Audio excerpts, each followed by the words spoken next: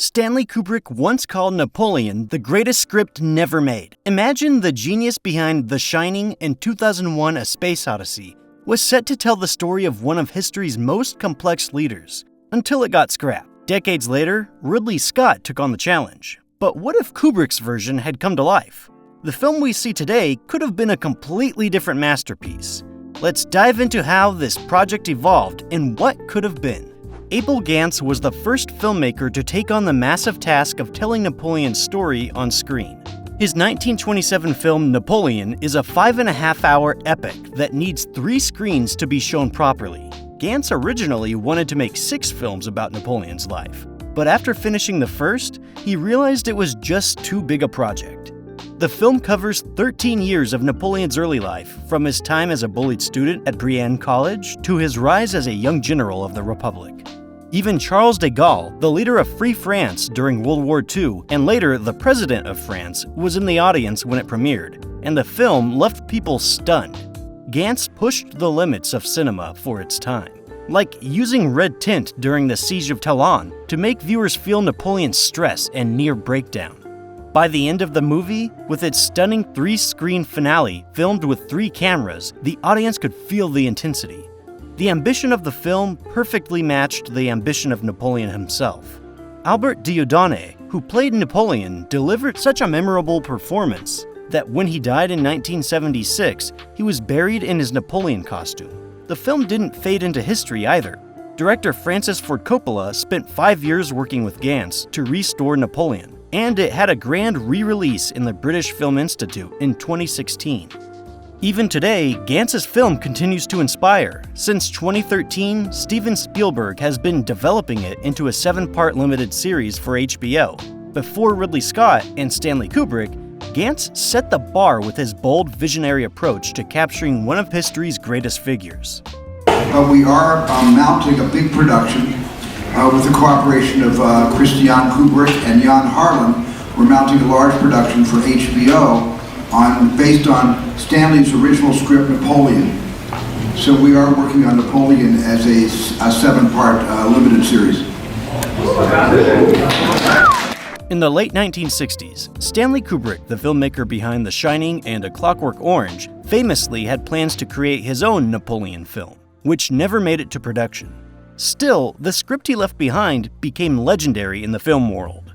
Kubrick had an extraordinary eye for detail and was famous for pushing the boundaries of cinema with innovative storytelling, complex characters, and stunning visual techniques. Kubrick started working on his Napoleon project in the late 1960s, after the success of 2001: A Space Odyssey. He was deeply fascinated by Napoleon Bonaparte and wanted to create an epic film that would explore the leader's life in intricate detail. Kubrick did extensive research, compiling thousands of notes, letters, and documents about Napoleon's life.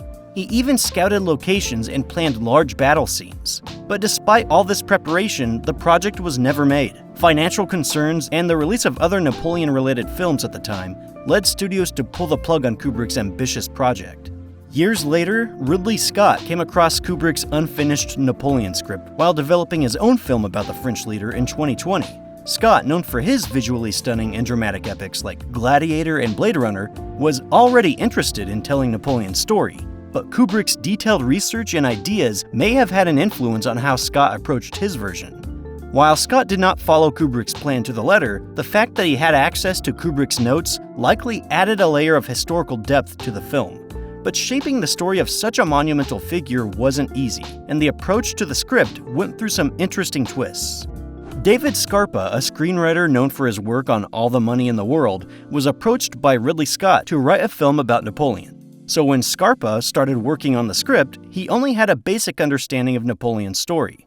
So he set out to do some serious research, but he quickly realized it was impossible to capture Napoleon's entire life in one film. So he chose to focus on a more personal aspect, Napoleon's relationship with his wife, Josephine. During his research, Scarpa struggled with the first biography he read, but later found the book Ambition and Desire: The Dangerous Life of Josephine Bonaparte by Kate Williams more useful. His goal was to present Napoleon as a brilliant military leader, but someone flawed in love. His approach drew inspiration from Amadeus, where Mozart is shown as a genius, but also irreverent and human. Scarpa's original vision had the potential to make Napoleon a more personal and character-driven film rather than just focusing on battles and strategy. Scott, on the other hand, had his own ideas.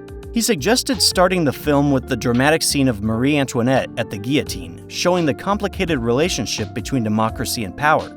Throughout the process, Scott would hand-draw storyboards and send them to Scarpa, while Scarpa sent him script pages to keep things moving. But just when things seemed to be coming together, Joaquin Phoenix, cast to play Napoleon, threw a curveball. Just 10 days before filming was set to start, Phoenix threatened to leave the project unless Paul Thomas Anderson, who he'd worked with on The Master, came on board to rewrite the script. This caused a lot of tension, with many noticing Phoenix acting unusually toward Scott. If Phoenix had left or Anderson had been brought in, the entire project might have taken a different direction, perhaps leaning more into Anderson's signature style of intense character studies. Eventually, things settled down a little and Phoenix stayed, but Anderson never got involved. Instead, Scott had to rework the entire Napoleon script based on Phoenix's notes. Without this input, the film might have been more battle-heavy and less focused on Napoleon's personal struggles. But it wasn't just the script that evolved. The film's very name held a hidden meaning, which was later changed. The film was originally titled Kitbag, and there's a deeper meaning behind that name. It comes from the saying, "There is a general's staff hidden in every soldier's kit bag." The phrase basically means that every soldier has the potential to become a great leader, even if they start out with humble beginnings. The title probably changed because Napoleon is a much more recognizable name that immediately tells the audience what the film's about, while Kitbag had a deeper symbolic meaning that highlighted the idea of hidden potential and Napoleon's rise from a humble soldier to a powerful leader. It wasn't as straightforward for viewers. This switch was finalized in January 2022, right before productions began. As the film came together, the casting choices played a huge role in defining its tone, and one change shifted the dynamic entirely. Ridley Scott had always imagined Joaquin Phoenix for the role of Napoleon Bonaparte. After watching Phoenix's intense performance in Joker, Scott was blown away and knew Phoenix was perfect for the role, both creatively and commercially.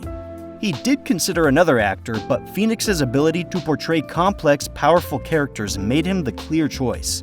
Scott originally cast Jodie Comer, who worked with him on The Last Duel, to play Josephine, Napoleon's first wife.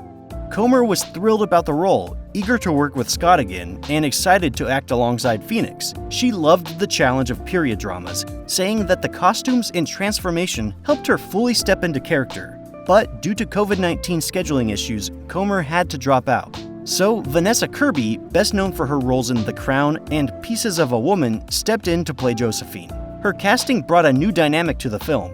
Kirby is shown for bringing intensity to her roles, giving Josephine's character a sharper, more passionate edge than Comer's subtler approach.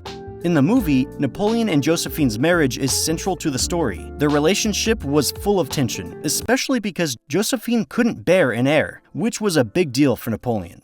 That strain eventually led to their divorce. With Kirby now in the role, the audience saw a portrayal of Josephine that added more fire and emotion to these conflicts, changing the way that their relationship unfolds. Despite all the research and planning, some key details of Napoleon's life were left on the sidelines. Ridley Scott has always been known for his ability to capture the essence of historical periods, as seen in The Duelists, 1977. But this time, he seemed to have missed the mark. The historical inaccuracies in this film could have been handled better.